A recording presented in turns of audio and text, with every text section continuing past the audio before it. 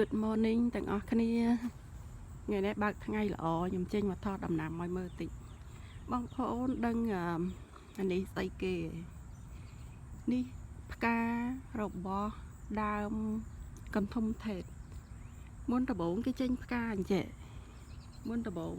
ចេញផ្កាអញ្ចេះណាតោះហើយធំប្រហែលប៉ុនមេដៃហើយក៏គេរួញគេជ្រុះទៅវិញខ្ញុំស្មានតា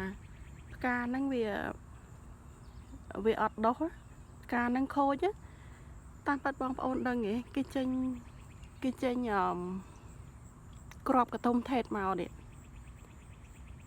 អាកាំងហៅ stinky bean ខ្ញុំមើលវីដេអូ YouTube ខ្លះគេហៅ stinky bean វាកតុំថេត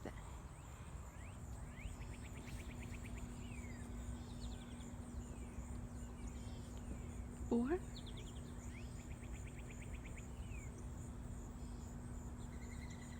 តែទិញពីវត្តពេលចូលឆ្នាំខែ4ទិញមកអត់សូវមានមេឃចឹងឯងខ្ញុំកាត់មេឃចេះខ្ញុំកាត់ឲ្យខ្ញុំដោតណាកាត់ភ្លាមដោតភ្លាមកាត់កន្លែងខ្នែងបែកចេះមើលគេដោះចេញមកវិញតែដោះតាមម្ខាងនេះទេដោះតាទូចម្ខាងនេះទេខាងនេះដូចអត់ទាន់ឃើញប្លុកចេញមកមេឃនេះនៅលើខ្ញុំកាត់ប៉ុណ្ណឹងមកនេះដើមកន្ទ្រោបបេះស្លងមកជូរខាងក្រោមហើយ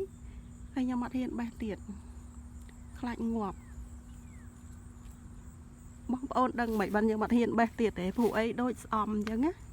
ខ្ញុំប្រាប់រឿងមួយពីរឿងស្អំតិច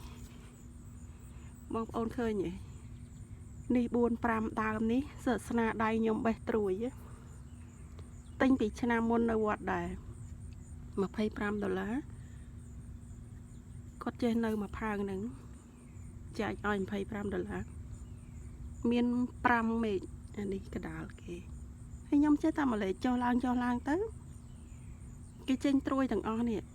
ហើយខ្ញុំគិតថាចេញត្រួយអញ្ចឹងបើសិនជាយើងអត់បេះញ៉ាំត្រួយនឹងចាស់អស់ហើយមើលទៅមានកណិតអញ្ចឹងហើយក៏ឆ្ងល់ខ្លួនឯងដែរបើសិនជាយើងបេះមេឃអញ្ចឹងហើយដើមស្អំហ្នឹងឃើញដើមគេខ្ពស់សឹងអីនឹងមិននៅប៉ុណ្ណឹងទាំងអស់ហើយតោះហើយពេលខែស្នូពេលខែត្រជាក់ចុងខែ10ហ្នឹងយកចូលផ្ទះក៏បន្តបេះអញ្ចឹងដែរយើងបេះហើយគាត់នៅតែលាស់ត្រួយមកប៉ុណ្ណឹងហើយខ្ញុំបេះបាន4-5ត្រួយក៏បេះដែរបេះស្ងោបន្លែស្ងោសាច់អីធំក្លិនស្អំឆ្ងាញ់តទៅហើយពេលស្ព្រីងឡើងយកចេញមកយកម្លេចខ្ញុំគិតថាម្លេចផើងចេះកដាលនេះអត់ម្លេចនៅរស់មួយនឹងឯងយើងបេះត្រួយចេញអស់ហើយម្លេចគ្នាទៅវិញទៅមកយកទៅកប់ដីផងយកអីផងឥឡូវនេះអត់ឃើញត្រួយទាំងអស់ហើយឡើងក្រៀមអស់លេងអញ្ចឹងបានថានេះមេរៀនធំបើបងប្អូនមានស្អំកុំបេះត្រួយទុកឲ្យគេលាស់ចេះខ្ញុំឃើញវីដេអូបងប្អូននៅស្រុកខ្មែរគាត់ចែកមានប្រយោជន៍ណាគាត់ប្រាប់ថាខ្នែងនេះចេញមកកន្លះម៉ែត្រ1ម៉ែត្រអីណោះបាត់យើងចាប់ដើមបេះត្រួយអានេះមេរៀនកុំឲ្យបេះកុំឲ្យចេះតែបេះដើមស្អំហ្នឹងមិនមែនដើមជីទេនេះចេះនៅបានមួយនេះ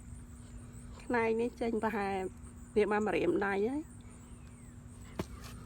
នេះរៀងខ្ពស់ក្រោមនេះម្ដុំនេះមានត្រាវ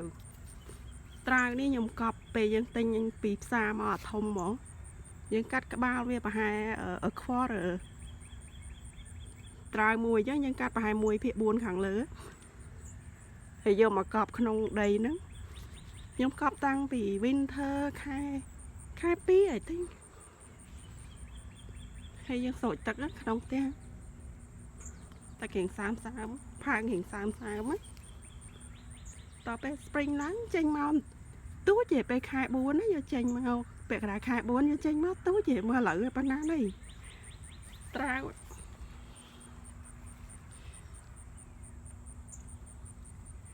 តែខ្ញុំឃើញគេ share វីដេអូថាត្រាវតតែ8ខែបានយើងហើវេសវាបានប្រហែលយកចូលផ្ទះឲ្យមកទៅពួកឯងនៅអូហាយ៉ូខែ10ពាក់កណ្ដាលខែ10នេះចាប់ផ្ដើមត្រជាក់ហើយខ្ទឹមនេះមើលធំដាំដើម្បីទុកស្លឹកដើមខ្ទឹមគឺស្រួលទេ Through winter ក៏នៅរស់ចេញមកវិញដែរនេះតកួននេះការ winter 2005ហ្នឹងយកចូលផ្ទះយកចូលដើម្បីខ្ញុំចិញ្ចឹមត្រីក្នុងហ្នឹងហ៎ពេលយកចូលហ្នឹងតាមមួយផើងឯងប៉ុន្តែ experience យកតកួនចូលផ្ទះមានកើតមូសព្រោះខ្ញុំដាក់ទឹកអញ្ចឹងដើម្បីឲ្យត្រីនៅឆ្នាំនេះប្រហែលជា